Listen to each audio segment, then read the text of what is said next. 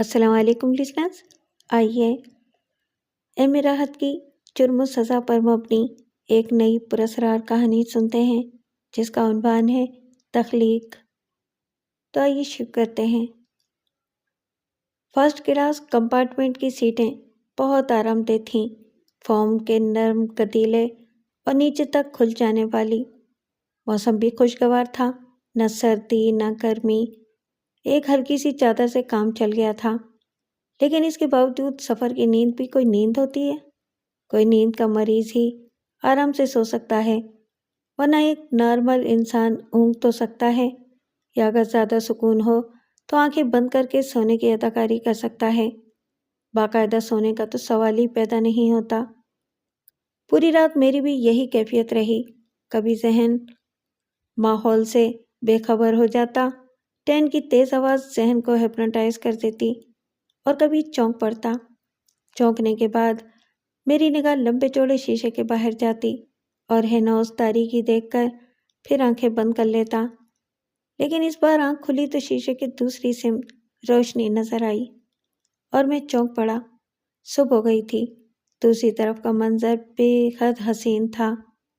شہر کی گہما گہمی کی زندگی میں تو کسی حسین صبح کا تصور ہی مٹ گیا تھا۔ کبھی خیال بھی نہ آتا کہ صبح اتنی دلکش ہوتی ہے۔ دن چڑھے جاگنا اور پھر روزمرہ کے معمولات میں مصروف ہو جانا، یہی زندگی رہ گئی تھی۔ لیکن ہم تو زندگی کے معمولات سے اکتا کر آوارہ گردی کرنے نکلے تھے۔ اگر اب بھی وہی معمولات رہے تو پھر شہر سے نکلنے کا کیا مقصد رہا؟ جلدی سے اٹھا اور شیشہ کھول دیا۔ فرد بخش ہوا کے جھونکوں نے اندر جھانکا، بہت سی خوشبوئیں نتنوں سے ٹکرائیں اور طبیعت جھوم اٹھی۔ باہر کا منظر بے حد حسین اور خوشگوار تھا۔ سبز گھاس کا وسیع میدان اور ان کے اختتام پر بھوری پہاڑیاں صبح کی دھندلائی ہوئی سیاہی میں بے پناہ حسین نظر آ رہی تھیں۔ میں بے اختیار ہو کر اس حسین منظر کو دیکھنے لگا اور اچانک مجھے نائمہ کا خیال آیا۔ اس حسین منظر سے اسے کیوں محروم رکھا جائے؟ چنانچہ میں نے جلدی سے نائمہ کے گھٹنے پر ہاتھ رکھ کر اسے ہلایا۔ نائمہ، نائمہ جاگو، صبح ہو گئی ہے۔ نائمہ ہمیشہ سے نیند کی کچی تھی، اس نے ایک دم آنکھیں کھول دیں، چھیل کی سی گہرائی رکھنے والی حسین آنکھیں۔ چند لمحات وہ کھوئی کھوئی سی نگاہوں سے مجھے دیکھتی رہی، پھر شعور واپس آ گیا اور وہ مسکرا پڑی۔ باہر کا منظر بے حد حسین ہے نائمہ، لیکن اس سے تنہا لطف اندوز ہونے میں بالکل مزہ نہیں آ رہا، کیا تم اسے نہ دیکھو گی؟ مجھے سہارا دو۔ نائمہ نے اپنے سے ڈول بازو اٹھا دیے۔ میں نے جلدی سے آگے بڑھ کر اسے بستر سے اٹھایا اور پھر سیٹ پر لا کر بٹھا دیا۔ کمپارٹمنٹ میں دوسرے لوگ بھی تھے، کچھ جاگ گئے تھے، کچھ سو رہے تھے۔ ایک بزرگ تسبیح پڑھ رہے تھے جنہوں نے نائمہ کو اس طرح اٹھاتے دیکھ کر برا سا منہ بنایا تھا، اور ان کے گدھے پن پر میرے ہونٹوں پر ایک نفرت بھری مسکراہٹ پھیل گئی تھی۔ نائمہ اول تو میری بیوی تھی اور پھر دونوں ٹانگوں سے معذور۔ وہ خود سے اٹھ کر بیٹھ نہیں سکتی تھی، اس لیے مجھے یہ کام کرنا پڑا تھا۔ بہرحال دوسرے ہی لمحے ہم ان سے لاپرواہ ہو گئے۔ واقعی بڑی حسین صبح ہے۔ ہاں نائمہ، شہر میں ایسے مناظر کہاں؟ پہاڑوں کی زندگی بے حد حسین ہوتی ہے، یہاں کے رہنے والے کتنے خوش نصیب ہوتے ہیں۔ کون سی بڑی بات ہے نائمہ، تم کہو تو میں تمہارے لیے کسی پہاڑی مقام پر ایک خوبصورت رہائش گاہ بنوا دوں، یہاں رہا کریں گے اور ہر روز اس حسین منظر سے لطف اندوز ہوا کریں گے۔ اور کاروبار کا کیا ہوگا؟ نائمہ نے پوچھا۔ میری موجودگی یا غیر موجودگی سے کوئی فرق نہیں پڑے گا، میں نے جواب دیا، اور نائمہ مسکرانے لگی۔ کیوں؟ اس میں مسکرانے کی کیا بات ہے؟ میں نے بگڑے ہوئے انداز میں کہا۔ خیر، اس موضوع پر پھر سوچیں گے، نائمہ نے کہا۔ نہیں، ابھی سوچیں گے، پہلے تم یہ بتاؤ کہ مسکرائی کیوں تھی؟ سدھی، نائمہ پیار بھرے انداز میں ہنس پڑی۔ ہنسنے سے کام نہیں چلے گا، پہلے مسکراہٹ کی وجہ بتاؤ۔ بس یوں ہی، زیادہ تمہارے بھول پن پر مسکرا دی تھی۔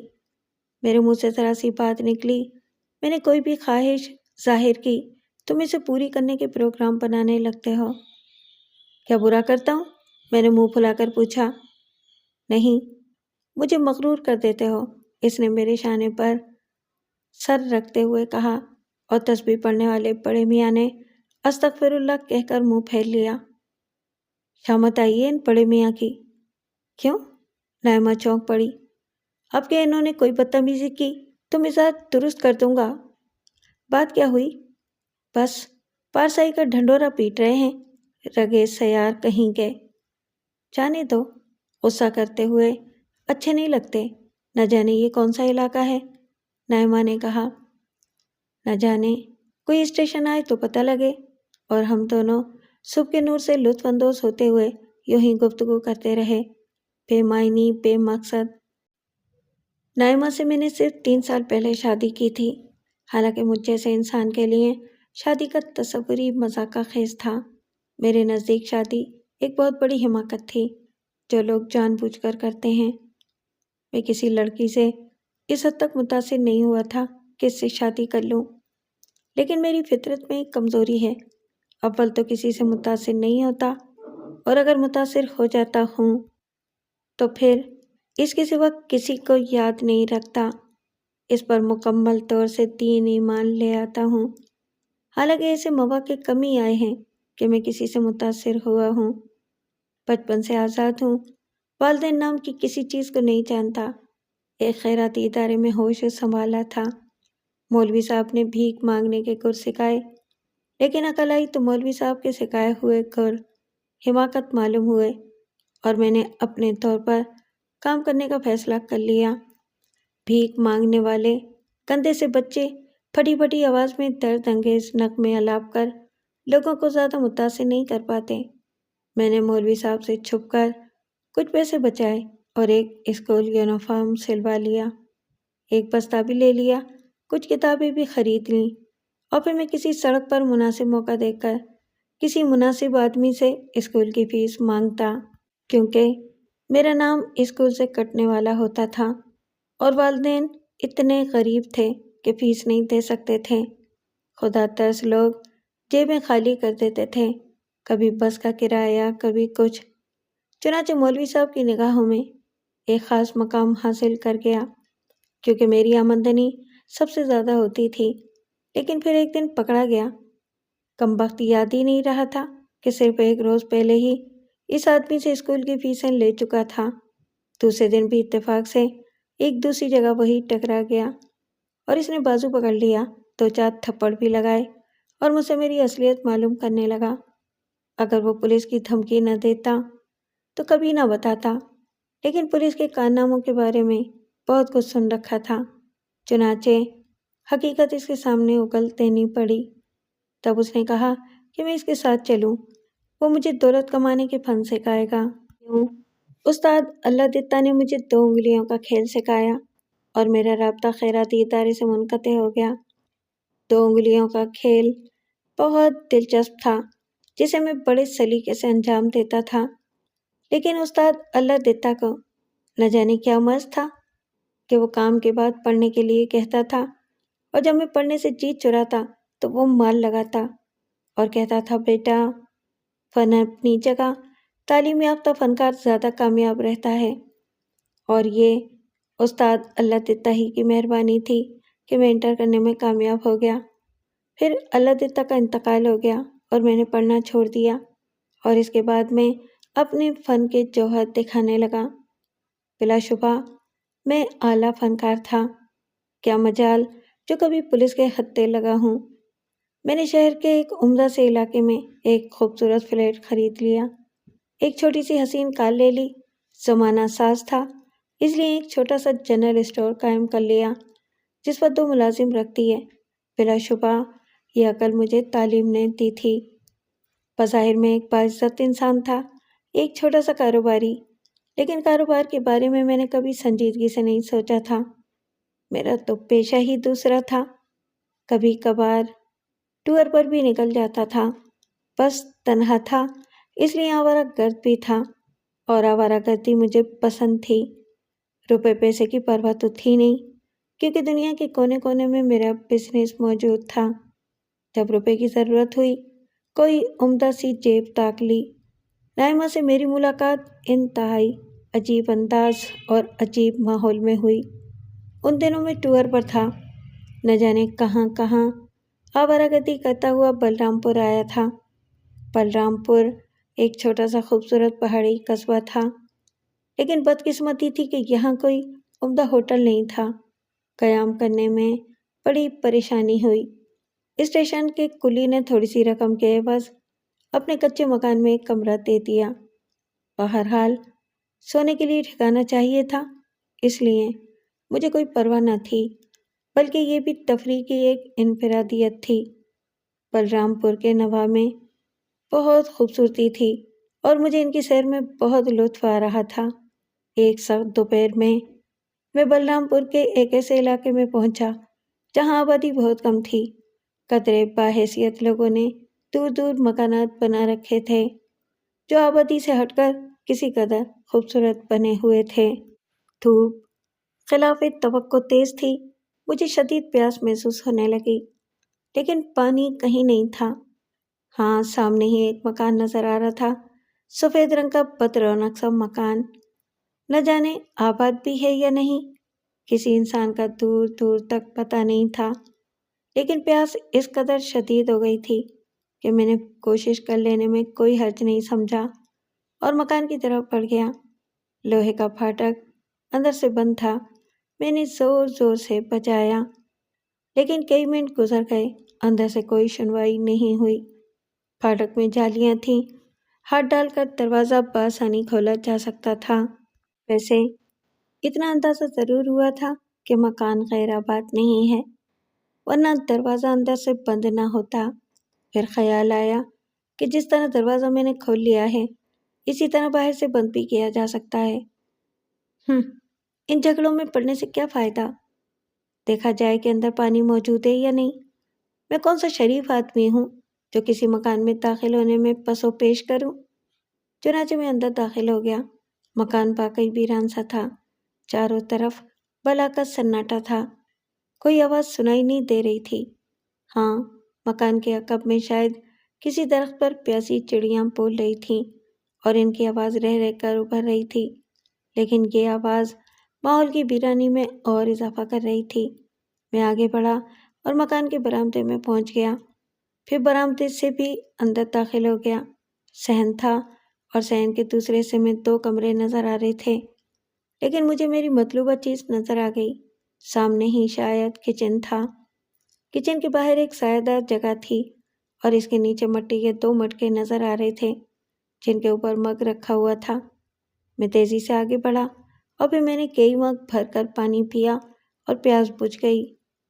تھوڑا سا پانی لے کر میں نے کئی چھینٹے چہرے پر مارے اور چہرے کی تپش دھل گئی۔ اب میں پرسکون تھا، اور جب سکون نصیب ہوا تو مکان کے بارے میں تجسس جاگا۔ جیب تراشی میرا پیشہ رہا ہے، لیکن میں کسی مکان میں چوری کا تصور بھی ذہن میں نہیں لایا۔ اگر یہ خالی مکان قیمتی اشیاء سے بھرا ہوتا تب بھی میرے ذہن میں وہاں سے کوئی چیز حاصل کرنے کا تصور پیدا نہ ہوتا۔ بس یوں ہی مکان کے بارے میں اور مکینوں کے بارے میں جاننے کا خیال دل میں آیا تھا۔ چنانچہ میں ایک کمرے کے دروازے پر پہنچ گیا۔ پہلے میں نے دروازے پر آہستہ سے دستک دی، پھر کواڑوں پر دباؤ ڈالا۔ کواڑ کھل گئے تھے۔ اندر تاریکی تھی۔ اندر داخل ہو کر چند لمحات تک تو مجھے کچھ نظر نہیں آیا۔ پھر جب آنکھیں تاریکی کی کسی حد تک عادی ہوئیں تو ایک سفید سی شے نظر آئی۔ یہ ایک بڑا کینوس بورڈ تھا، ایک خوبصورت اسٹینڈ پر سجا ہوا، سفید رنگ کا بے داغ بورڈ جس پر کوئی لکیر کھینچی نہیں گئی تھی۔ اس کے نزدیک ہی ایک اسٹول رکھا تھا جس پر ایک قیمتی ایزل اور برش رکھے ہوئے تھے۔ خوب، گویا مکی مصور ہے، میں نے مسکراتے ہوئے سوچا۔ شکریہ بھائی مصور، اس پانی کا جس نے میری پیاس بجھائی، لیکن مجھے افسوس ہے کہ میں نے تم سے اجازت نہیں لی۔ حالانکہ لوگوں کی جیبیں صاف کرتے ہوئے میں نے کسی سے اجازت نہیں لی۔ میں نے پورے کمرے میں نگاہ دوڑائی، لیکن کمرے میں اس سامان کے علاوہ اور کچھ نہیں تھا، کوئی شے نہیں تھی۔ مفلوق الحال ہے بیچارہ، اور یہ کوئی نئی بات نہیں ہے۔ اپنے دیش کے فنکار پھکڑ ہی ہوتے ہیں۔ میں کمرے سے نکل آیا، دروازہ اسی احتیاط سے بند کیا، پھر واپس پلٹنے کی سوچ رہا تھا کہ خیال آیا دوسرا کمرہ بھی دیکھ لوں۔ روکنے والا کون تھا؟ چنانچہ دوسرے کمرے کی طرف بڑھ گیا۔ اس کمرے کے دروازے کی بھی یہی کیفیت تھی۔ دروازہ کھول کر میں اندر داخل ہو گیا، لیکن یہاں میرا اندازہ غلط نکلا۔ مکان کا مکھی موجود تھا۔ اس کمرے میں تھوڑا بہت سامان ضرور موجود تھا جس کی تفصیل غیر ضروری ہے۔ ہاں، قابل ذکر وہ مسیری تھی جس پر کوئی بے خبر سو رہا تھا۔ اگر میں اسے جگانے کی کوشش کروں تو وہ ڈر جائے گا۔ جانے دوں، کیا فائدہ؟ اپنا کام بن گیا، اب فضول باتوں سے کیا حاصل؟ لیکن اگر کوئی عمدہ آدمی ہوا تو تپش اور دھوپ سے تھوڑی سی نجات مل جائے گی۔ ممکن ہے کہ چائے وغیرہ بھی پلا دے۔ چنانچہ میں اس کی مسیری کے قریب پہنچ گیا اور قریب پہنچتے ہی ایک عجیب سی کیفیت کا احساس ہوا۔ سونے والا چت لیٹا ہوا تھا۔ ارے باپ رے، عورتیں جاگ گئی تو بڑی گڑبڑ ہو جائے گی۔ مرد ہوتا تو دوسری بات تھی۔ دل نے مشورہ دیا کہ چپ چاپ بھاگ نکلو ورنہ مصیبت میں پڑ جاؤ گے، اور میں دبے قدموں پلٹا۔ ٹھہرو، سنو۔ ایک شیریں آواز میرے کانوں میں پڑی اور قدم رک گئے۔ دیکھ لیے گئے بیٹا، ذہن نے کہا۔ بات سنو، قریب آؤ۔ آواز پھر سنائی دی۔ اس میں نرمی تھی، کوئی خوف نہیں تھا۔ اس کا مطلب ہے کہ امن ہے اور کوئی خاص خطرہ نہیں ہے۔ چنانچہ میں واپس پلٹ پڑا۔ ابھی تک اس کے نقوش ٹھیک سے دیکھ نہیں سکا تھا۔ میرے قریب پہنچنے پر وہ تھوڑی سی کھسکی اور مسیری کے تکے سے ٹک کر بیٹھ گئی۔ تب میں نے اس کے چہرے پر پہلی نگاہ ڈالی، اور یہ پہلی ہی نگاہ شاعر خزرات کے دم سے حسن و عشق کی داستانیں تازہ کر گئی۔ حسن کے لیے جو تشبیہات، جو استعارات مستعمل ہیں، سب کے سب سامنے لے آئے۔ عشق کی جو علامات متعین ہیں، انہیں بھی نگاہ میں رکھ لیجئے۔ بس یوں سمجھ لیجئے کہ زندگی میں پہلی بار کسی پر عاشق ہوا تھا، بغیر کسی پروگرام کے عاشق ہوا تھا، اور در حقیقت وہ تھی بھی اسی قدر حسین۔ گہرے سیاہ اور ہلکے گھنگریالے بال، کشادہ اور روشن پیشانی، دودھ کی مانند سفید جلد، بڑی بڑی سیاہ غزالی آنکھیں، ستواں ناک، حسین ترین تراش کے ہونٹ، ننھی سی ٹھوڑی جس کا خفیف سا گڑا اس کے حسن میں اضافہ کر رہا تھا، سرائی دار گردن اور بھرا بھرا گداز جسم جس کا ہر نقش مکمل تھا۔ میں اسے دیکھ کر مبہوت ہو گیا۔ کون ہو؟ کہاں سے آئے ہو؟ کیوں آئے ہو؟ مترنم آواز پھر ابھری اور میں چونک پڑا، اور پھر میں سنبھل کر اسے دیکھنے لگا۔ سوالیہ آنکھیں مجھے دیکھ رہی تھیں۔ جواب دینا ضروری تھا، چنانچہ حواس مجتمع کیے اور بمشکل بولا، میرا نام زیاد ہے۔ کیا شیرازی کے کوئی عزیز ہو؟ شیرازی؟ میں نے سوالیہ انداز میں کہا۔ نہیں جانتے؟ نہیں، میں نے گردن ہلائی۔ پھر اس مکان میں تمہاری آمد کیا معنی رکھتی ہے؟ میں نے اس کا چہرہ دیکھا۔ سوال تھا، برہمی کے آسان نہیں تھے۔ ہمت بندھی اور دھوپ کی کہانی سنا دی۔ بتا دیا کہ پانی کی تلاش نے یہ غیر اخلاقی حرکت کرنے پر مجبور کر دیا۔ اوہ، تم نے اچھا کیا۔ پانی پی لیا؟ ہاں۔ مناسب سمجھو تو کچھ دیر آرام کرو، بیٹھ جاؤ، باہر شاید سخت دھوپ ہے۔ بے حد شدید، میں نے خوش ہوتے ہوئے کہا۔ تب دھوپ ڈھل جانے دو، بیٹھ جاؤ اور کرسی اٹھا لو۔ اور میں نے ایک کرسی کھینچ لی۔ میں کرسی پر بیٹھ کر اسے دیکھنے لگا۔ دل ہی نہیں بھرتا تھا۔ ہر بار دیکھنے سے اس کے حسن کے مزید پہلو سامنے آ جاتے تھے۔ وہ اسی طرح مسیری پر دراز تھی۔ اس کے پیروں پر ایک ریشمی شال پڑی ہوئی تھی۔ مہمان نوازی کے کچھ آداب ہوتے ہیں زیاد، لیکن بدقسمتی سے میں ان آداب کو ادا کرنے کے قابل نہیں ہوں۔ میرے دونوں پاؤں کٹے ہوئے ہیں، اس نے کہا، اور میرے دل پر ایک گھسا سا لگا۔ اس نے پیروں پر سے شال گھسیٹ دی تھی، اور در حقیقت گھٹنوں سے نیچے اس کے پاؤں نہیں تھے۔ مجھے شدید رنج ہوا تھا میں گنگ ہو کر رہ گیا تھا اور پھٹی پھٹی آنکھوں سے اسے دیکھ رہا تھا۔ اس نے غم آلود نگاہوں سے مجھے دیکھا اور پھر پھیکی سی مسکراہٹ سے بولی، پاؤں نہ ہونے سے میں بہت بدنما لگتی ہوں نا زیاد؟ یہ بات نہیں ہے، مجھے تمہاری اس محرومی پر رنج ہوا ہے، لیکن حادثہ کس طرح ہوا؟ میرا خیال ہے کہ تمہارے پاؤں کسی چیز سے کٹ گئے ہیں، کاٹ دیے گئے ہیں زیاد، جان بوجھ کر کاٹ دیے گئے ہیں، اس نے دکھ بھرے لہجے میں کہا، اور یہ دوسرا دھچکا تھا جو میرے ذہن کو لگا۔ کس نے کاٹ دیے؟ کیوں کاٹ دیے ہیں؟ کون ہے وہ ظالم؟ شیرازی۔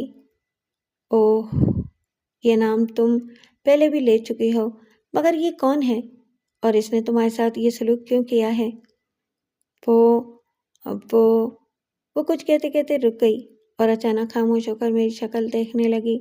ایسا لگتا تھا جیسے اچانک اس کے ذہن میں کوئی خیال آیا ہو۔ میں بدستوری سے دیکھ رہا تھا۔ میرا نام نائمہ ہے زیاد، تم مجھے اسی نام سے پکار سکتے ہو۔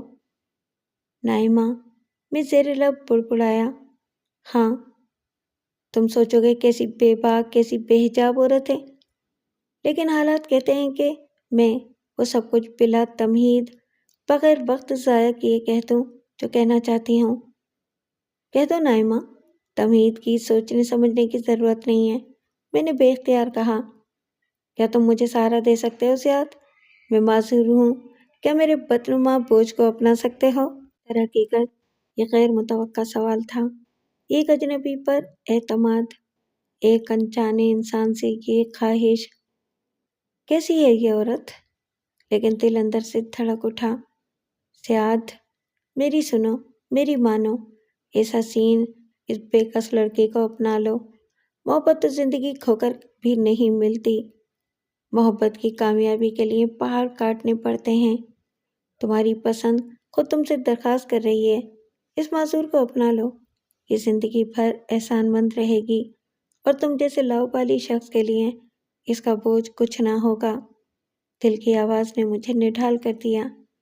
حسن و عشق کے فاصلے اس سے قبل اتنی جلدی نہ طے ہوئے ہوں گے، زندگی کے فیصلے اس سے قبل اتنی جلدی نہ کیے گئے ہوں گے جتنی جلدی میں نے کیے۔ اور پھر میں نے مضبوط آواز میں کہا، میں تمہیں زندگی بھر کے لیے اپنانے کو تیار ہوں نائمہ، کیا تم میرے ساتھ چلو گی؟ ہاں، ابھی، اسی وقت، دیر نہ کرو، مجھے اس ویرانے سے نکال لو، یہاں میرا دل بالکل نہیں لگتا، مجھے یہاں سے لے چلو۔ مگر اگر وہ آ گیا تو پھر تم کبھی مجھے یہاں سے نہ لے جا سکو گے۔ کون؟ شیرازی؟ ہاں، میں اس سنگدل انسان سے ملنا چاہتا ہوں، اسے معلوم کرنا چاہتا ہوں کہ اس نے تمہارے ساتھ یہ سلوک کیوں کیا ہے، بس اس سے تمہارا انتقام لینا چاہتا ہوں۔ اوہ، اگر تم نے انتظار کیا، اگر تم نے وقت ضائع کیا تو پھر میں نہ ہوں گی، ہاں پھر میں نہ ہوں گی، وہ مجھے فنا کر دے گا، وہ مجھے فنا کر دے گا، وہ خوف زدہ آواز میں بولی۔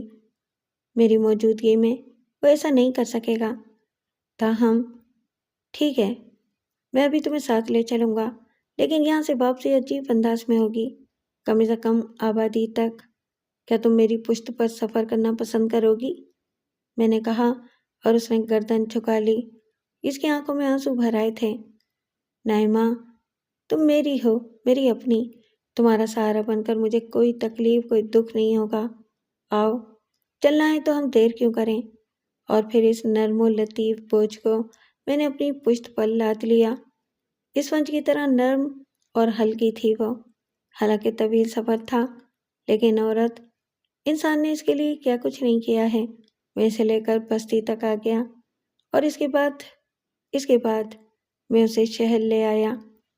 نائمہ کیا آئی، میری زندگی بدل گئی، بڑی بڑی تبدیلیاں ہوئی میرے اندر، میں ایک محبت کرنے والا انسان بن گیا۔ اب کسی کی جیب خالی کرتے ہوئے مجھے دکھ ہوتا تھا، اب میں لوگوں کے دل دکھانے سے پرہیز کرنے لگا تھا۔ نائمہ میرے کاروبار کے بارے میں کچھ نہیں جانتی تھی، لیکن اس سے شادی کرنے کے بعد پہلی ہی رات میں نے اسے اپنے بارے میں سب کچھ بتا دیا، اور نائمہ نے مجھ سے کہا، میرے محبوب، تم نے زمانے بھر کی خوشیاں میری جھولی میں ڈال دی ہیں، تم وہ نہیں ہو جو بنا دیے گئے ہو، لیکن اب تم خود مختار ہو۔ تمہیں غلط راہوں پر چلانے والا کوئی نہیں ہے۔ ان راہوں کو چھوڑ دو۔ تم نے جو کچھ کر لیا ہے ہمارے لیے وہی کافی ہے۔ پوری محنت اور دل جمی سے اسی پر توجہ دو، ہم اسی سے ترقی کریں گے۔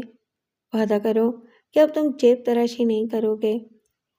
اور میں نے وعدہ کر لیا، اس وعدے کو پورا بھی کر دیا، اور در حقیقت وہ اسٹور جو پہلے میرے لیے صرف ایک آڑ تھا، اب میری تمام ضرورتیں پوری کرنے لگا۔ میں اتنا ہی مطمئن، اتنا ہی خوشحال رہنے لگا جتنا کہ پہلے تھا، بلکہ اس سے بھی کچھ بہتر پوزیشن ہو گئی۔ نائمہ بھی خوش تھی اور ہم مثالی میاں بیوی کی حیثیت سے زندگی گزارنے لگے۔ میں نے نائمہ کے پیروں کے لیے بہت سے ڈاکٹروں سے مشورہ کیا، لیکن اس کے پاؤں اس قابل نہیں تھے کہ ان کا علاج ہو سکتا۔ ہاں، میں نے پلاسٹک کے مصنوعی پاؤں لگوا دیے تھے، لیکن وہ ان سے چل نہیں سکتی تھی۔ البتہ بے ساکھیوں کے سہارے وہ تھوڑا بہت دور چل لیتی تھی، اور یہ حقیقت تھی کہ اس معذور عورت کی شخصیت اتنی سحر تراز تھی کہ میں اس سے کبھی اکتایا نہیں، بلکہ اس کا پیار روز بروز ترقی کرتا رہا۔ میں اس کے اشارے پر سب کچھ کرنے کو تیار رہتا تھا اور اسے ہر وقت خوش رکھنے کی کوشش کرتا تھا۔ میں نے اس کے دل سے اس کی معذوری کا احساس نکال دیا تھا، لیکن کبھی کبھی نائمہ میرے ذہن میں الجھ جاتی۔ میں نے کئی بار اس سے اس کا ماضی معلوم کرنے کی کوشش کی تھی، اور اس وقت اس کی کیفیت عجیب ہو جاتی۔ وہ کھوئی کھوئی نگاہوں سے مجھے دیکھنے لگتی۔ ماضی؟ میرا تو کوئی ماضی نہیں ہے، وہ خابیدہ انداز میں کہتی۔ تمہیں اپنے والدین بھی یاد نہیں؟ نہیں زیاد، یقین کرو مجھے کچھ بھی یاد نہیں۔ شیرازی تمہارا کون ہے؟ میں نہیں جانتی۔ وہ دونوں ہاتھوں سے سر پکڑ لیتی۔ اس کے چہرے پر شدید کرب کے آثار ابھر آتے۔ اس نے تمہارے پاؤں کاٹ دیے، وہ تم سے کیا چاہتا تھا؟ میں نہیں جانتی۔ اس کی حالت دگرگوں ہونے لگتی، تب میں خاموش ہو جاتا۔ نائمہ کچھ بھی تھی، وہ مجھ سے کچھ چھپاتی تھی، یا در حقیقت وہ کچھ نہیں جانتی تھی، لیکن وہ ایک پرخلوص اور محبت کرنے والی عورت تھی، اور مجھے اس کے اوپر مکمل اعتماد تھا۔ بیوی بننے کے بعد وہ ایک مکمل عورت تھی، اور مجھے اس سے کوئی شکایت نہیں ہوئی تھی۔ ایسی حالت میں اگر اس کا ماضی میرے سامنے نہ آتا تب بھی کوئی بات نہیں تھی، یہاں تک کہ میں نے یہ سوالات اپنے ذہن سے نکال ہی دیے کہ وہ کون ہے۔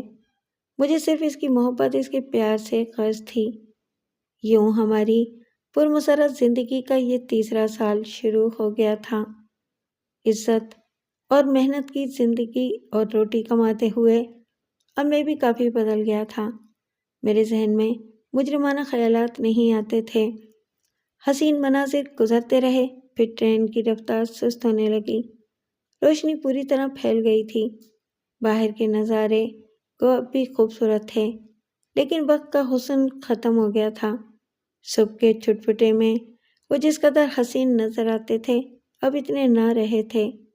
میں نے تھوڑی سی قدر نکال کر دیکھا، دور سے کچھ عمارتیں چمک رہی تھیں، شاید کوئی بڑا ہل اسٹیشن تھا، اور ٹرین یہاں رکنے والی تھی۔ تھوڑی دیر کے بعد اسٹیشن آ گیا، خوبصورت اسٹیشن۔ سیدھے سادی پہاڑی باشندے پھل، خشک میوے اور دوسری چیزیں فروخت کر رہے تھے۔ ہم دلچسپی سے انہیں دیکھتے رہے۔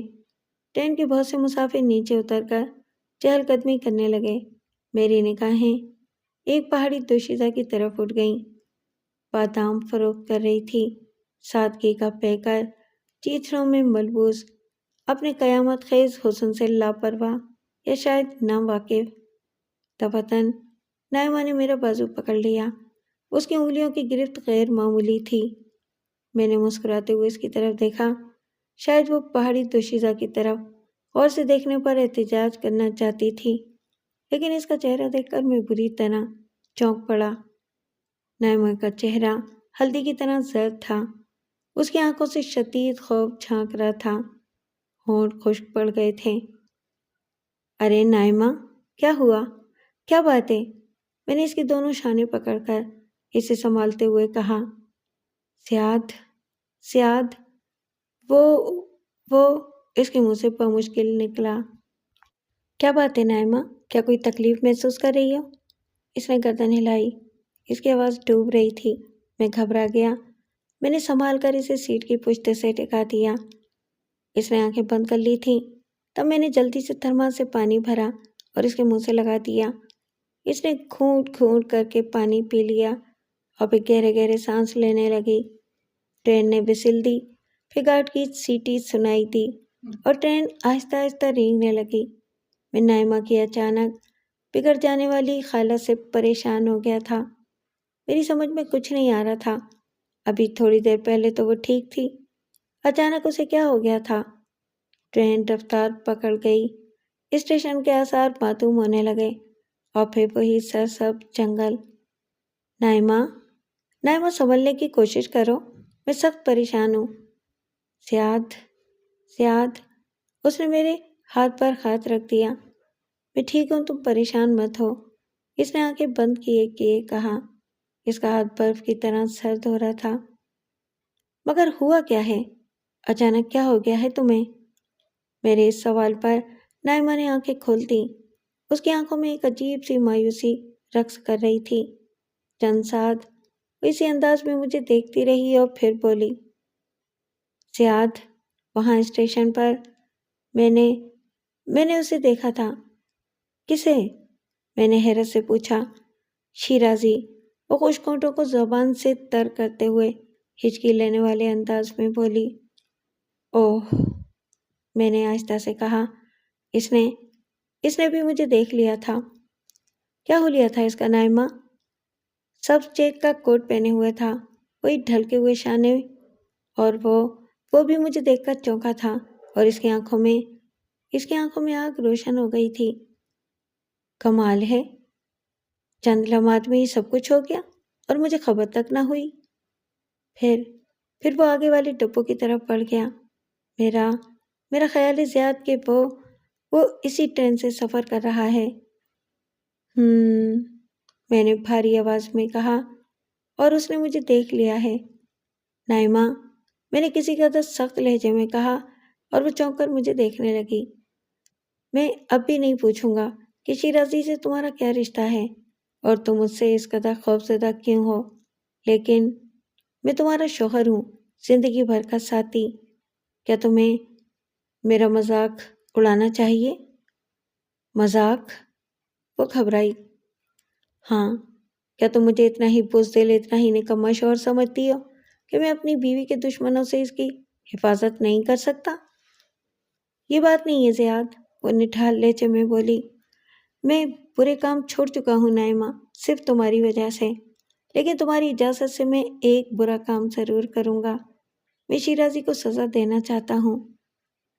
نہیں زیاد، نہیں، ہم اس سے نہیں الجھیں گے۔ مجھ سے غلطی ہوئی۔ مجھے یہ کام اسی وقت انجام دینا چاہیے تھا جب تم مجھے پہلی بار ملی تھیں۔ مجھے اس مکان میں شیرازی کا انتظار کرنا چاہیے تھا۔ پھر جب وہ آ جاتا تو میں اس کی ٹانگیں توڑ کر اسے بھی ہمیشہ کے لیے معذور کر دیتا اور پھر تم کبھی اس سے خوفزدہ نہ ہوتی۔ سیاد، میں نے اپنا سب کچھ تمہیں دے دیا ہے۔ میں تمہیں دیکھ کر زندہ رہتی ہوں زیاد۔ سمجھ لو کہ کوئی ایسی ہی مجبوری ہوگی جو میں جان سے زیادہ عزیز زیاد کو بھی نہیں بتا سکتی۔ اور اب بھی نہیں بتاؤ گی؟ میں نے اسے گھورا۔ نہیں زیاد، اب بھی نہیں بتاؤں گی، اس نے نڈھال لہجے میں کہا۔ میں تمہیں مجبور نہیں کروں گا، لیکن مجھے شیرازی کا حلیہ بتا دو۔ اگر وہ اسی ٹرین سے سفر کر رہا ہے تو میں اس سے نمٹ لوں گا۔ تم ایسا نہیں کرو گے زیاد، تم اس کے نزدیک نہیں جاؤ گے، نائمہ نے کسی قدر سخت لہجہ اختیار کرتے ہوئے کہا۔ میں تمہیں ٹرین سے اترنے نہیں دوں گی۔ بہت بہتر، میں خاموش ہو گیا، لیکن نائمہ کی پراسرار ضد میری سمجھ سے باہر تھی۔ 3 سال میں پہلی بار ہمارے درمیان کی معمولی سی تلخی آئی تھی۔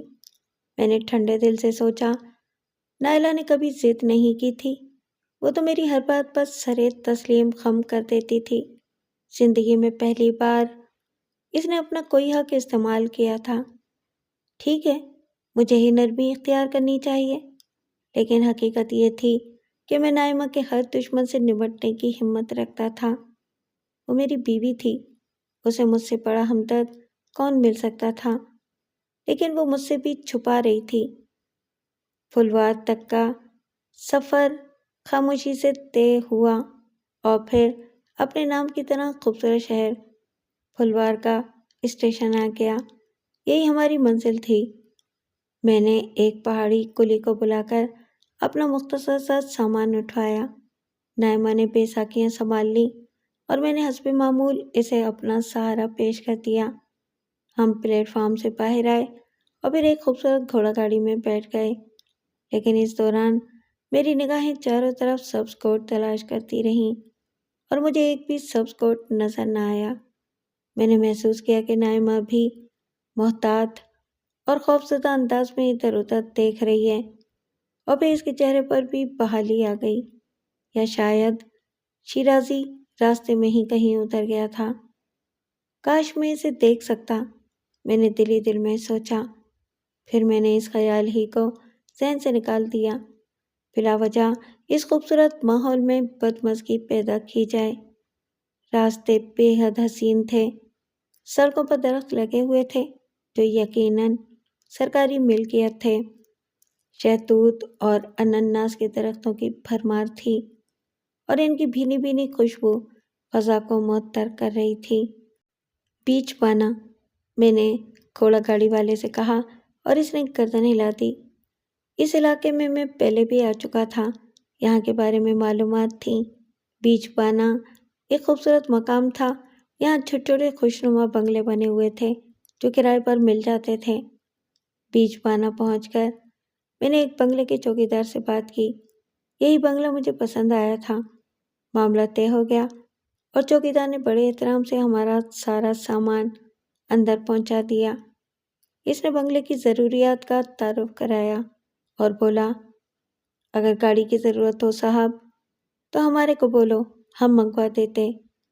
مجھے معلوم تھا کہ یہاں جیپیں اور کاریں بھی کرائے پر مل جاتی ہیں۔ یقیناً مجھے ضرورت تھی، چنانچہ میں نے چوکیدار سے کہہ دیا اور وہ سلام کر کے چلا گیا۔ بنگلہ بہت خوبصورت تھا۔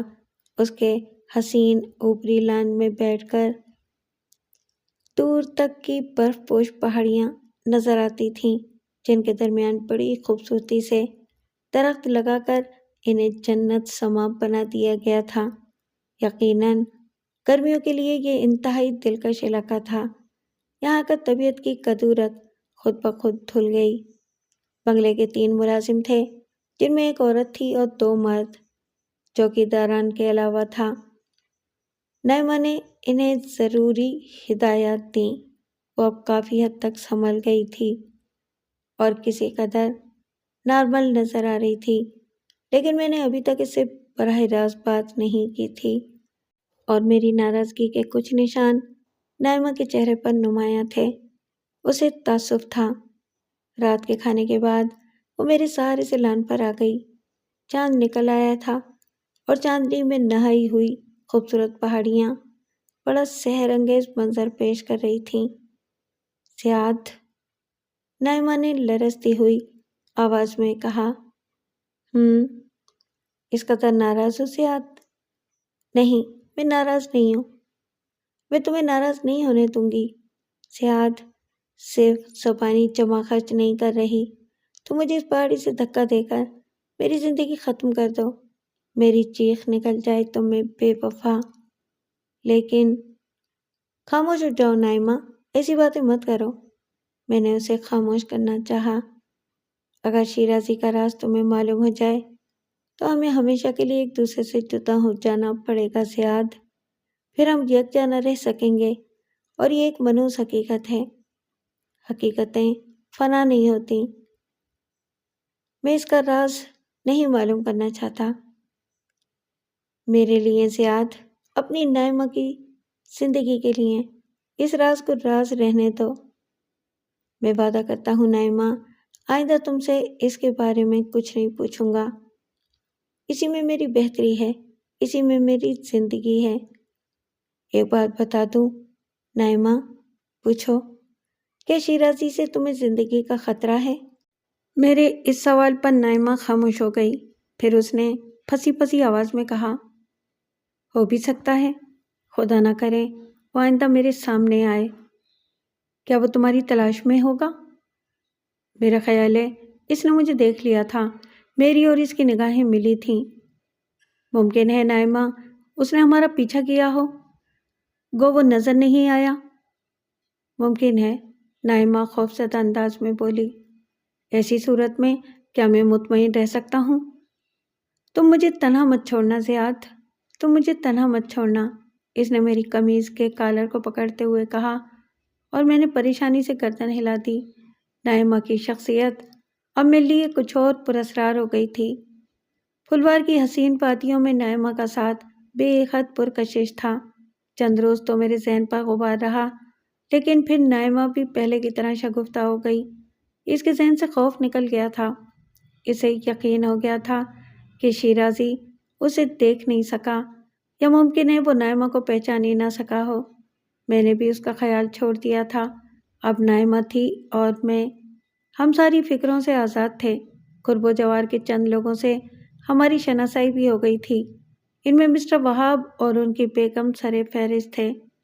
یہ نیا شادی شدہ جوڑا تھا، ان کا اپنا بنگلہ تھا اور وہ یہاں ہنی مون منانے آئے تھے۔ وہاب بے حد دلچسپ نوجوان تھا۔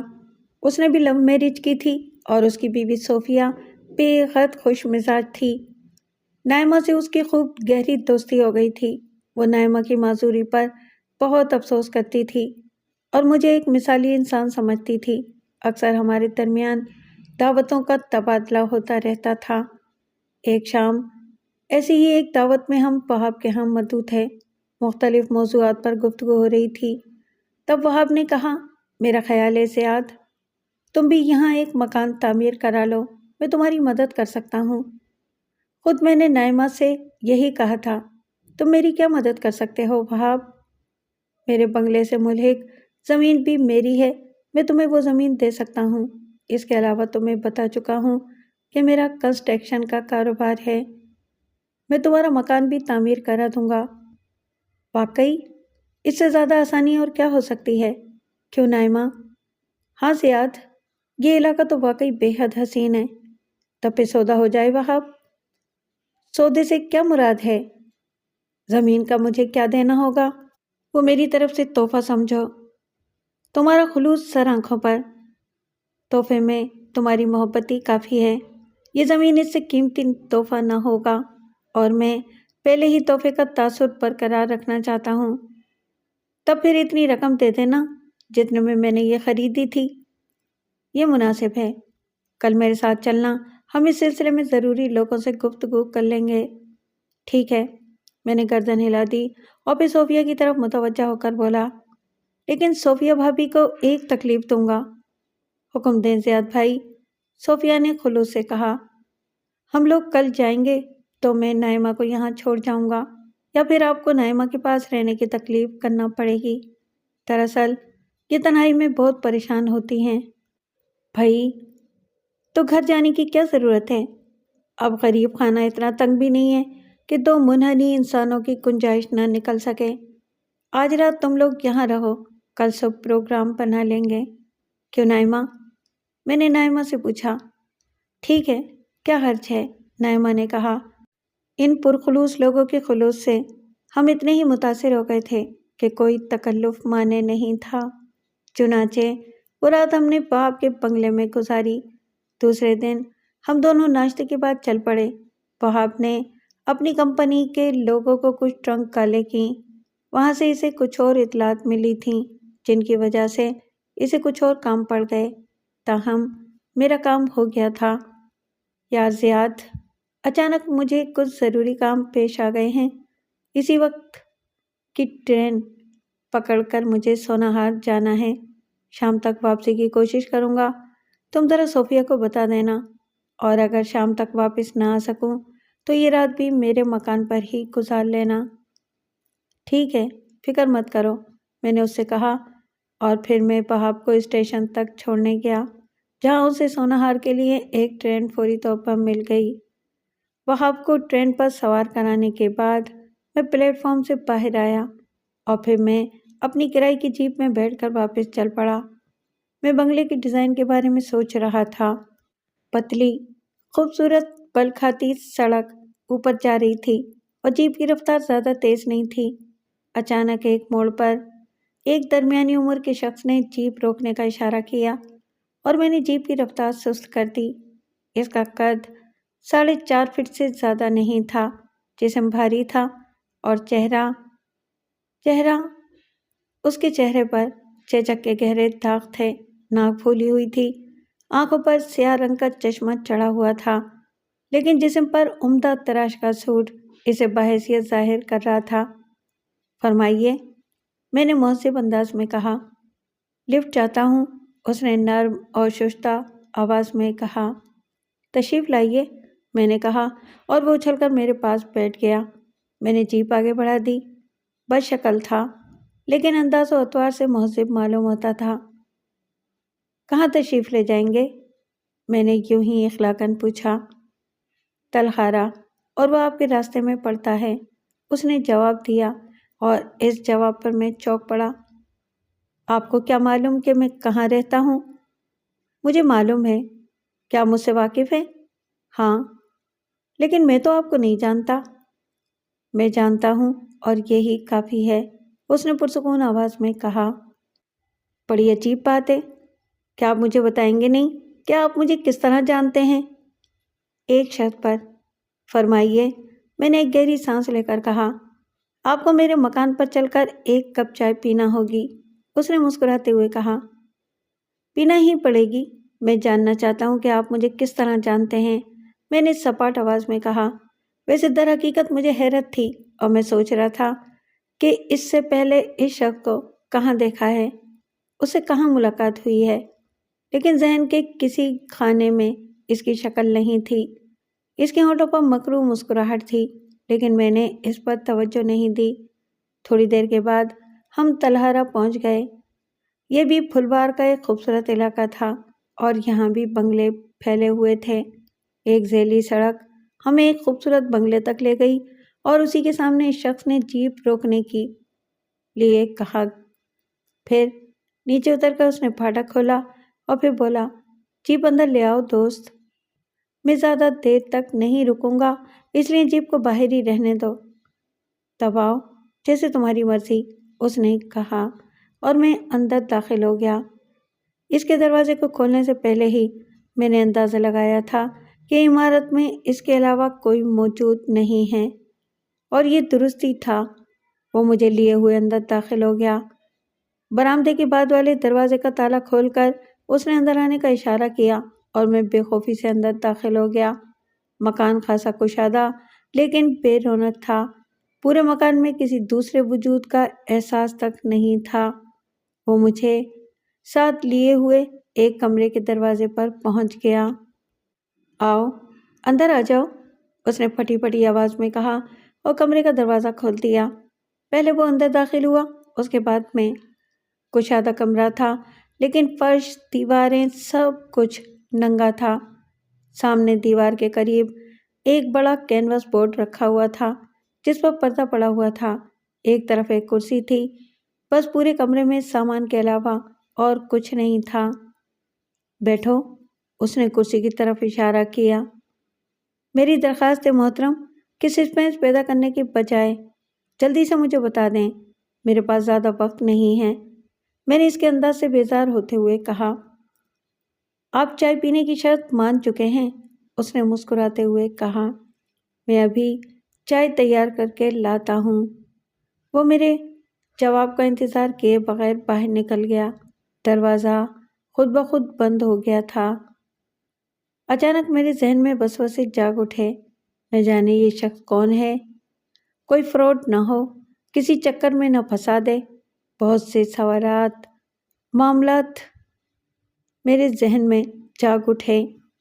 मुमकिन है किसी दूसरे कमरे में कोई लाश मौजूद हो और थोड़ी देर में पुलिस आने वाली हो। मुझे इस तरह इसके साथ आना नहीं चाहिए था। मैं जल्दी से खड़ा हो गया। दूसरे लम्हे मैंने दरवाजे को टटोला, लेकिन दरवाज़ा बाहर से बंद नहीं था। अगर मैं खामोशी से निकलकर भाग जाऊं तो क्या ये मुनासिब होगा? میں بھی موم کا بنا ہوا نہیں ہوں، جو ہوگا دیکھا جائے گا۔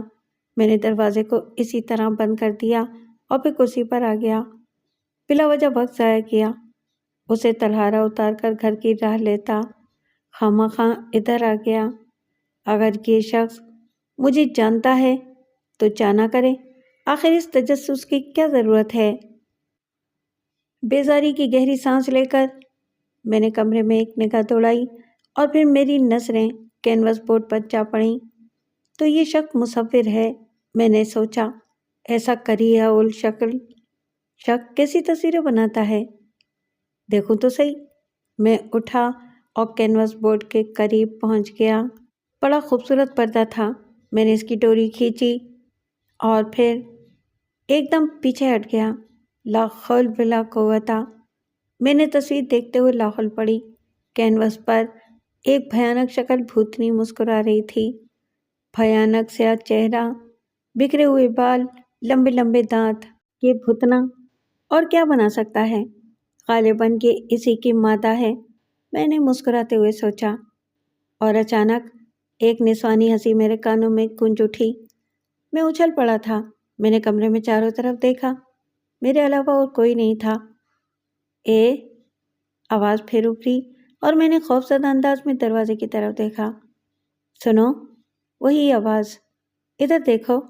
اور اس بار مجھے آواز کی سمت معلوم ہو گئی۔ آواز اسی کینوس کی طرف سے آ رہی تھی۔ میں نے پھٹی پھٹی نگاہوں سے کینوس کی طرف دیکھا اور بھتری کا چہرہ مجھے جاندار معلوم ہوا۔ اس کی آنکھوں کے سفید دیدے چمک رہے تھے اور پھر اس کے ہاتھ ہلے۔ ایسا معلوم ہوا جیسے وہ کینوس کی کھڑکی سے باہر آنے کی کوشش کر رہی ہو۔ پھر قدموں کی ہلکی سی آواز سنائی تھی اور خدا کی پناہ، وہ بدہیئت بھتنی میرے سامنے کھڑی تھی۔ وہ کینوس سے نکل آئی تھی۔ اس کے ہونٹوں پر بڑی ناز بھری مسکراہٹ تھی۔ میں تمہارے ساتھ چلوں گی، مجھے یہاں سے لے چلو گے نا؟ وہ میری طرف بڑھی۔ دور رہو، خبردار، میرے قریب مت آؤ۔ میں بدحواسی میں پیچھے ہٹنے لگا۔ دل نہ توڑو، یہاں میرا بالکل دل نہیں لگتا۔ میں اس قید خانے سے اکتا گئی ہوں، مجھے اپنے ساتھ لے چلو۔ وہ میرے بالکل نزدیک آ گئی۔ پیچھے ہٹو، ورنہ میں شدت خوف سے لرزتی ہوئی آواز میں بولا، اور اسی وقت دروازے پر ہلکی سی آہٹ سنائی دی۔ پھر دروازہ کھلا اور بھتنی خوفزدہ انداز میں کینوس کی جانب دوڑ گئی۔ اجنبی میزبان ہاتھوں پر ایک ٹرے اٹھائے ہوئے اندر داخل ہو گیا۔ بھتنی خوفزدہ انداز میں بلکہ جھپکا کر اسے دیکھ رہی تھی۔ اوہ، غالباً عشق ہو رہا ہے۔ خوب، لے جاؤ بھائی، اسے بھی لے جاؤ، میں نہیں روکوں گا۔ ہاں، اسے بھی لے جاؤ، اب مجھے کوئی اعتراض نہیں ہے۔ کیا بکواس ہے؟ یہ کون ہے؟ یہ کینوس سے اتری ہے۔ عورت ہے، ایک مکمل عورت، اجنبی نے کہا۔ کیا تمہارا دماغ خراب ہے؟ کیا چکر چلا رہے ہو؟ میں آسانی سے تمہارے جال میں نہیں آؤں گا، کیا سمجھے؟ میں نے قصیلے انداز میں کہا۔ اوہ، ناراض ہو گئے؟ خیر، چائے پیو، تم اس وقت میرے مہمان ہو، میں خود تمہیں بلا کر لایا ہوں۔ چلو، تم آرام کرو۔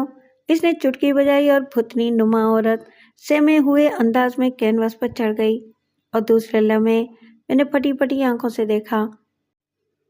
وہ تصویر تھی، صرف ایک تصویر، اور اس وقت جب وہ کینوس سے اتر آئی تھی تو کینوس سادہ ہو گیا تھا، بالکل سادہ، لیکن اس وقت اس پر تصویر موجود تھی، رنگوں سے بنی ہوئی تصویر۔ میں متحیرانہ انداز میں کینوس کے قریب پہنچ گیا۔ تصویر یقیناً انسانی ہاتھوں سے بنائی ہوئی ایک کریہ المنظر تصویر۔ کیا یہ شخص جادوگر ہے؟ میں نے سوچا، اور اس کی آواز پھر ابھری۔ چائے ٹھنڈی ہو جائے گی میرے دوست۔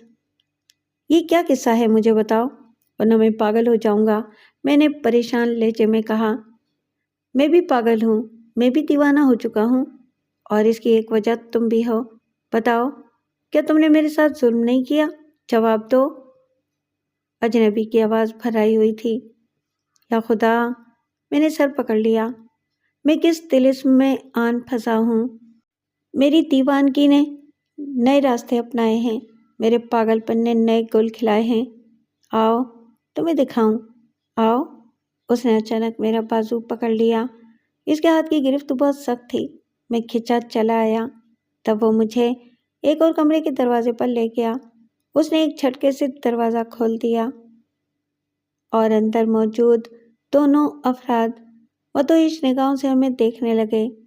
وہ ایک جوان العمر عورت تھی، ڈھیلے ڈھالے مغربی لباس میں ملبوس، لیکن وحشی نوجوان نے مضبوطی سے اس کا بازو پکڑ رکھا تھا۔ چوٹیا، دیکھو یہ خوبصورت اجنبی ہے، کیا تو اس کے ساتھ نہیں جائے گی؟ میرے ساتھی نے کہا۔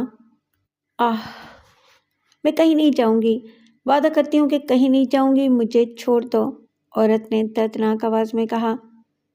جھوٹ، فریب، تم سب یکساں ہو، تم سب ایک جیسی ہو۔ شاکے، اسے قتل کر دے، اس کے ٹکڑے ٹکڑے اڑا دے، قتل کر دے اسے۔ اور دوسرے ہی لمحے بجلی سی چمکی۔ نوجوان نے ہاتھ میں پکڑا ہوا خنجر لڑکی کے پہلو میں اتار دیا اور لڑکی کی جد و جہد سر پڑ گئی، لیکن اس کے جسم سے خون نہیں بہا تھا، ایک قطرہ خون بھی نہیں نکلا تھا اس کے بدن سے۔ نوجوان نے کئی بار اس کے بدن پر کیے اور پھر لڑکی کو چھوڑ دیا۔ اس کا انجام یہی تھا جو تمہارے سامنے ہوا، اجنبی نے کہا۔ یہ کیا کیا تو نے؟ اف، یہ کیا کیا؟ میں نہ جانے کس طرح ہوش سنبھالے ہوئے تھا۔ آؤ، چائے ٹھنڈی ہو رہی ہوگی، آؤ میرے ساتھ آؤ۔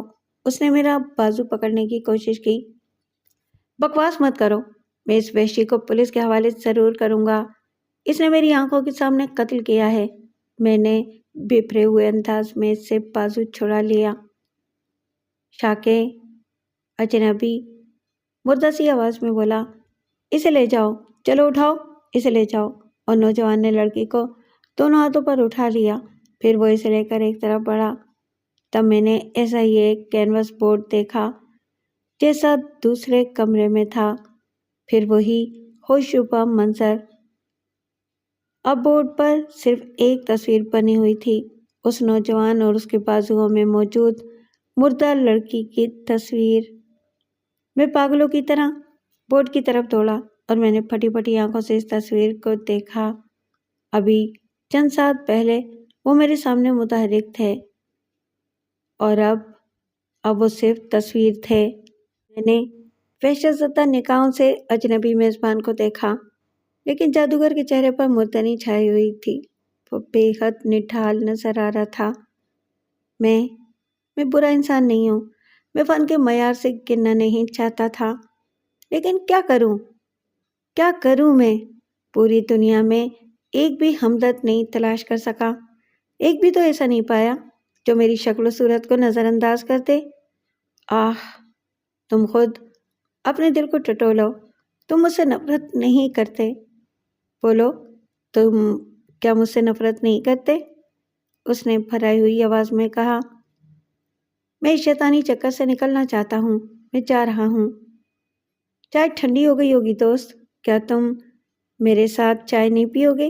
اس نے اسی انداز میں پوچھا اور میں دانت پیستا ہوا دروازے کی طرف بڑھا۔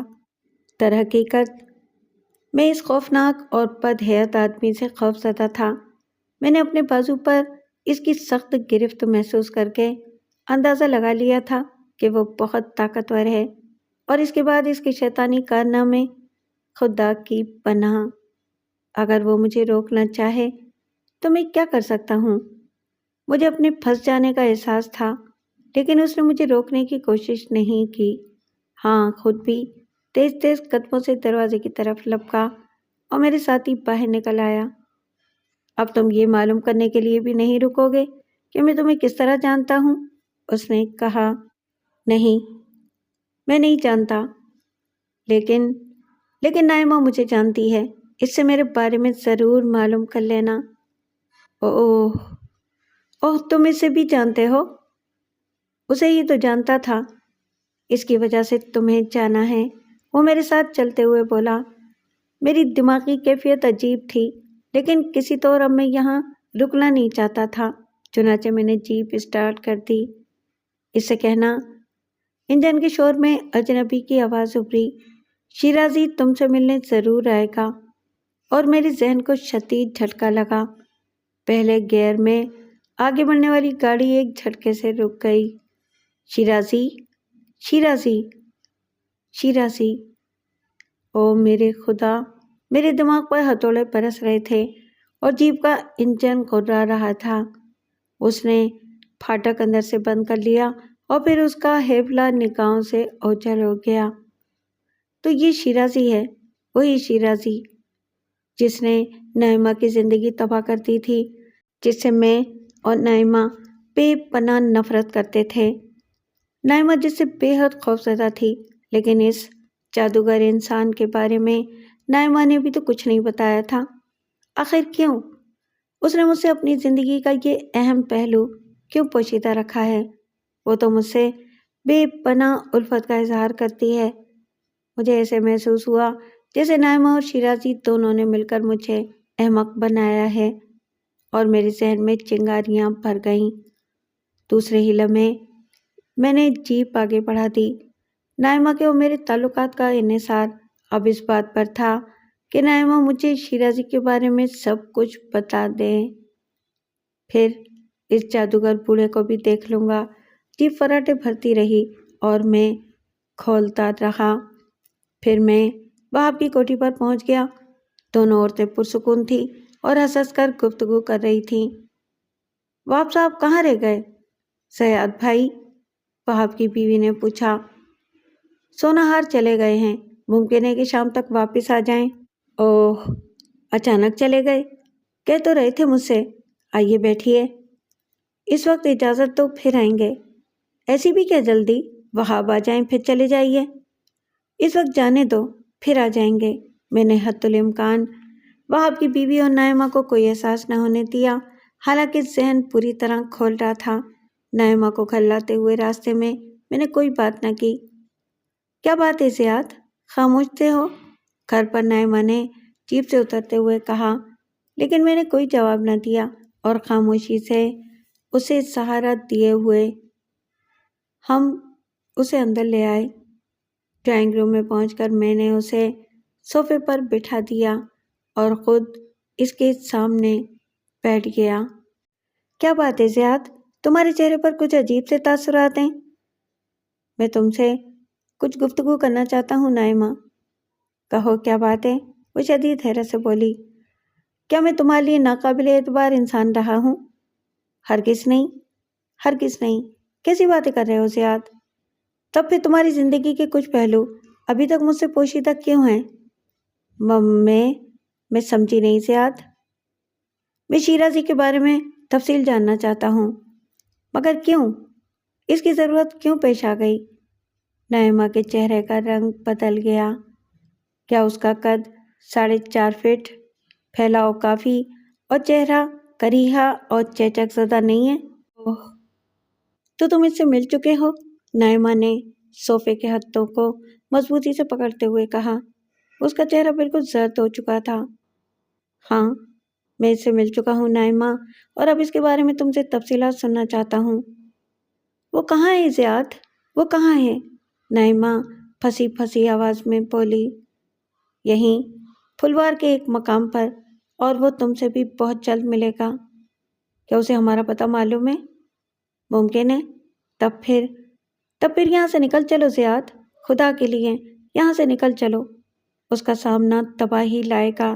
نعیمہ نے التجا کی۔ اس کے بارے میں جانے بغیر نہیں، تمہیں اس کی حقیقت بتانی ہوگی، میں نے مضبوط لہجے میں کہا۔ اس کے بعد کچھ باقی نہیں رہے گا زیاد۔ ضد مت کرو، میں اس کے بارے میں کچھ نہیں بتا سکتی۔ اس سے پہلے میں نے کبھی ضد نہیں کی تھی نعیمہ، لیکن آج تمہیں سب کچھ بتانا ہوگا۔ میرے اور تمہارے تعلقات کا انحصار اسی پر ہے، میں نے اسے سختی سے کہا۔ کوئی صورت ایسی نہیں ہے زیاد کہ تم یہ سب کچھ پوچھنے سے باز رہو؟ اب نعیمہ کا رنگ پھر بدلنے لگا۔ ہاں، اس کے علاوہ کوئی چارہ نہیں ہے۔ جو کچھ میں کہوں گی اس پر یقین کرو گے؟ ہاں، میرا خیال ہے کہ تم جھوٹ نہیں بولتی۔ شکریہ زیاد، وہ تلخی سے مسکرائی۔ عورت تمہاری پوری زندگی کی رازدار ہوتی ہے، وہ لمحہ لمحہ تمہارے اوپر اعتماد کرتی ہے، تم اس پر ایک بھی پرچھائی نہیں دیکھ سکتے۔ اگر میری زندگی کا یہ راز رہنے دیتے تو کیا تھا؟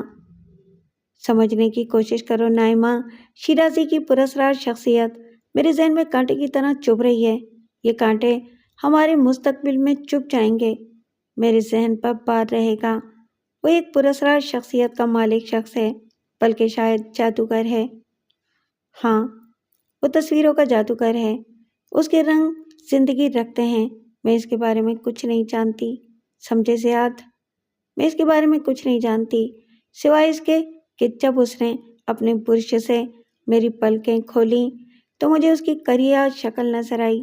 میں اسے دیکھتی رہی۔ کوئی جذبہ نہیں تھا، کوئی احساس نہیں تھا میرے سینے میں۔ تب اس نے کہا، میں عورت ہوں، اور مجھے احساس ہوا کہ میں عورت ہوں۔ اس نے کہا، عورت کے سینے میں جذبات ہوتے ہیں۔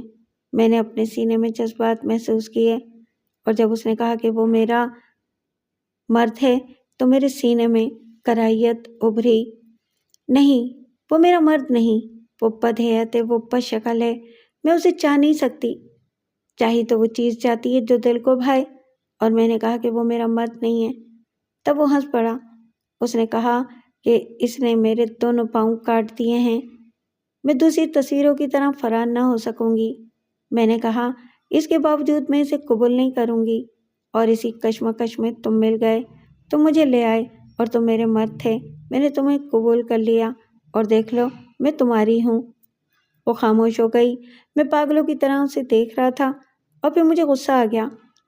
بے وقوف بناتی ہو مجھے، گویا تم ایک تصویر ہو۔ ہاں، وہ صرف تصویر ہے میرے دوست، وہ میری تخلیق ہے۔ دروازے سے وہی بھرائی ہوئی آواز آئی جس نے کچھ دیر پہلے میرے خواص خراب کر دیے تھے۔ میں نے پلٹ کر شیرازی کو دیکھا۔ وہ صرف تصویر ہے جو میں نے اپنے لیے بنائی تھی، میں مصور ہوں۔ قدرت نے مجھے تخلیق کیا، لیکن مجھے وہ شکل نہ دی جو انسانوں کو ایک دوسرے کے قریب لاتی ہے۔ میری ماں نے مجھے جنم دے کر آنکھیں بند کر لیں تاکہ منحوس شکل اسے نظر نہ آئے۔ میرے باپ نے مجھے ایک ملازمہ کے سپرد کر دیا، اور ملازمہ کبھی نگاہ بھر کر میری شکل نہ دیکھتی۔ بچپن سے لے کر جوانی تک میرا کوئی دوست نہ بن سکا۔ لڑکیاں مجھے دیکھ کر میرا مذاق اڑاتیں۔ تب میں نے جھنجھلا کر قدرت سے شکوہ کیا، لیکن قدرت خود مجھے تخلیق کر کے حیران تھی۔ میرے ذہن میں بغاوت ابھر آئی۔ میں نے رنگ و بش اپنا لیے۔ اب میں صرف خوبصورت تصویروں سے دل بہلاتا تھا، لیکن وہ خاموش تھیں، بولتے ہوئے خوفزدہ تھیں۔ قدرت کو مجھ پر رحم آیا، اور اس نے میرے برش، میرے رنگوں میں زندگی ڈال دی۔ تب میں نے ایک حسین تصویر تخلیق کی، اور جب اس نے آنکھیں کھولیں، جب اسے جذبات ملے تو وہ سہم گئی، اور پھر ایک رات وہ خاموشی سے فرار ہو گئی۔ میں رو پڑا، اور جھنجھلا کر میں نے دوسری تصویر بنا ڈالی، لیکن میری یہ تخلیق بھی مجھ سے پیار نہ کر سکی۔ آہ، کیسا مظلوم انسان ہوں میں۔ میری دماغی کیفیت خراب ہوتی رہی۔ تب میں نے نائمہ کو تخلیق کیا، لیکن وہ فرار نہیں ہو سکتی تھی۔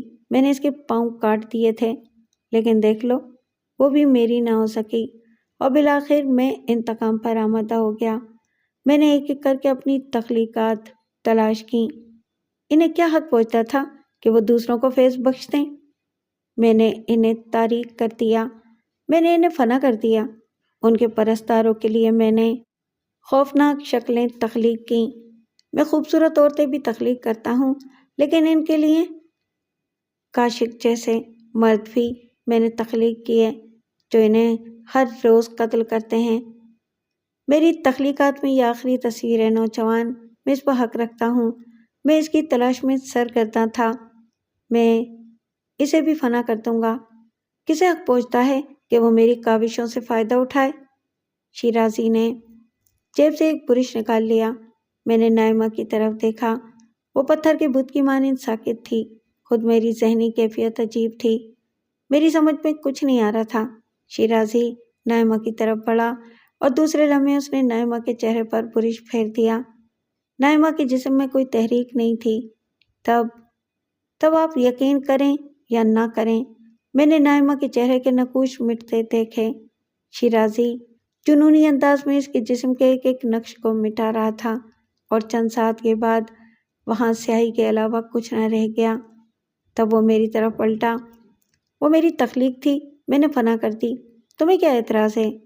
اس نے شانے جھکائے اور خاموشی سے دروازے کی طرف بڑھ گیا۔ میرے پیروں کی جان نکل گئی تھی اور میرے خواص بھی ساتھ چھوڑتے جا رہے تھے۔ میں نے شیرازی کو دروازے سے نکلتے ہوئے بھی نہ دیکھا اور اس کے بعد سے آج تک وہ مجھے نظر نہیں آیا۔ میں آج بھی تنہا ہوں۔